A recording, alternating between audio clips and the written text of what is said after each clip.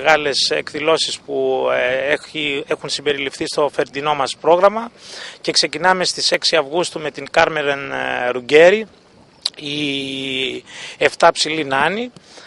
Συνεχίζουμε στις 11 με το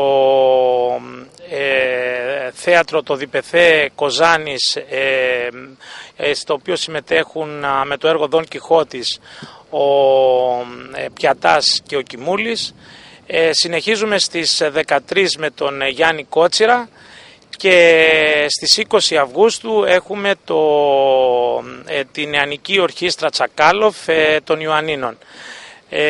Θα κλείσουμε τις πολιτιστικές μας εκδηλώσεις με μια ημερίδα η οποία έχει σχέση με την παρουσίαση όλων των ενεργειών που έχουν γίνει μέχρι σήμερα για το Ναυτικό Μουσείο Καρδαμήλων.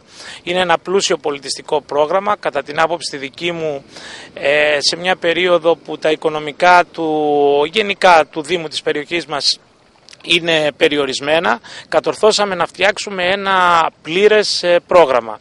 Ένα πρόγραμμα που περιλαμβάνει παράλληλες δραστηριότητες με συνδημότες μας που έχουν σχέση με ζωγραφική, εικαστικά, διάφορα έργα χειροποίητα συνδημοτών μας, καθώς επίσης και παραστάσεις οι οποίες έχουν πανελλαδική εμβέλεια.